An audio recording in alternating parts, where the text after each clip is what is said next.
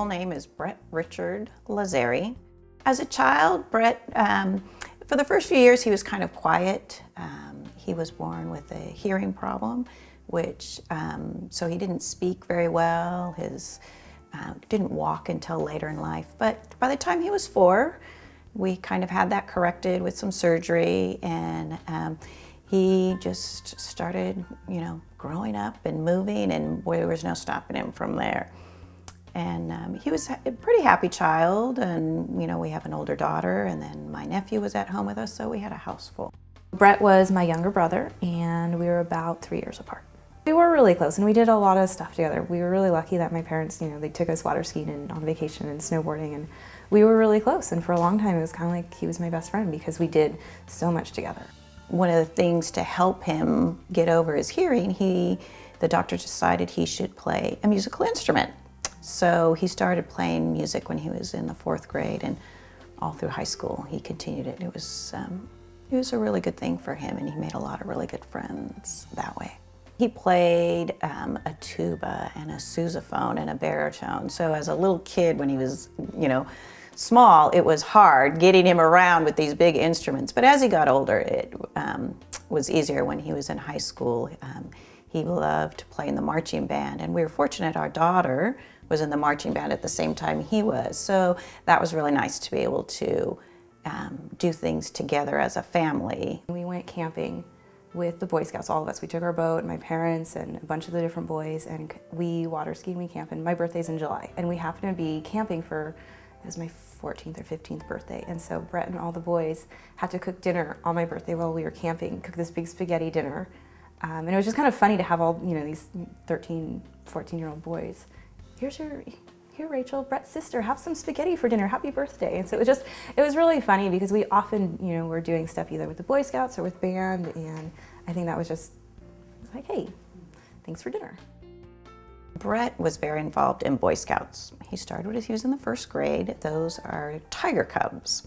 And so a really good friend of his from elementary school also started, and they went through the whole series of Boy Scout adventures together. They both stayed in it until they were 18. They both always were together doing things. Brett really excelled in Boy Scouts. It was very much important to him, and he liked doing it. It helped shape, the young man he became, and he rose to several different leadership roles within the Boy Scouts. We all really enjoyed Boy Scouts. We became a Boy Scout family because of so many years that he was in it, being able to do all of the different activities and camping and going skiing and motorboat, all the different things that they did, we were always all involved in.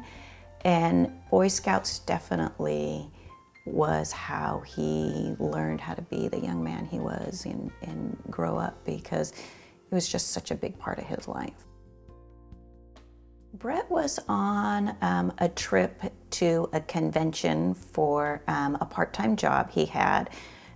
There was a convoy of, I think, around 20 cars.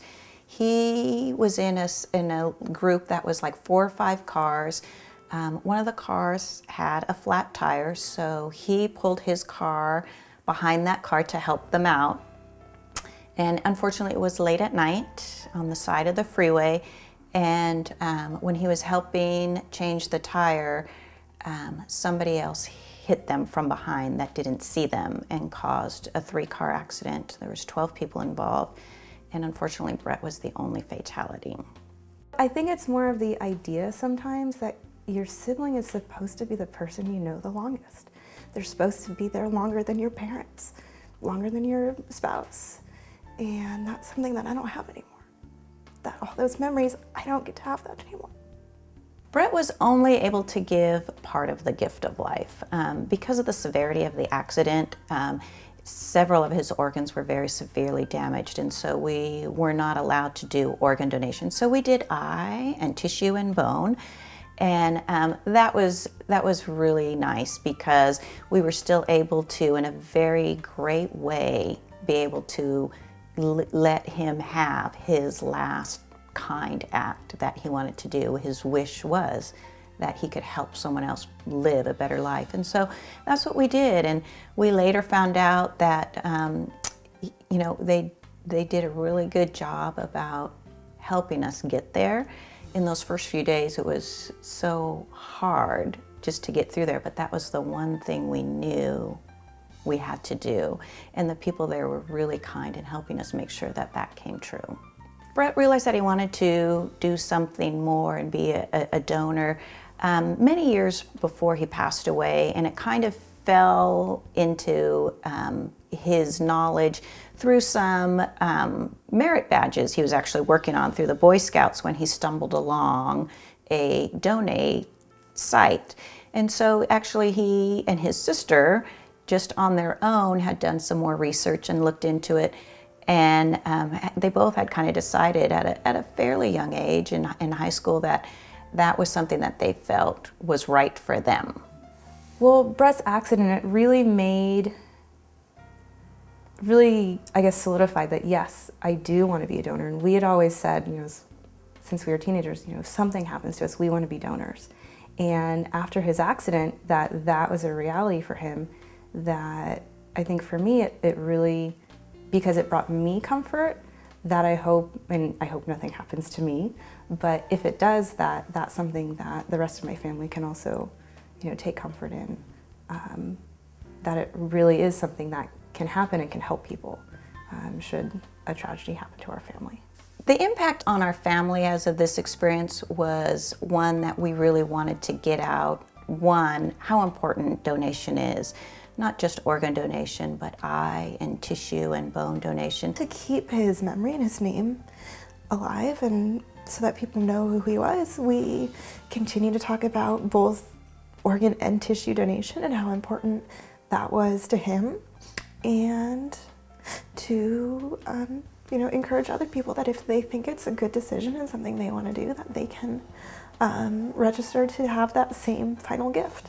We have an e-campaign set up, has his picture on it and a story about him, and we've emailed that out to friends and family and coworkers and asked them to consider, you know, registering to be a donor like Brett was. And to date, we have 51 people registering in his memory and honor through his site. So that's been really nice, and we continue to do that just to try to educate people how important it is for all kinds of donations.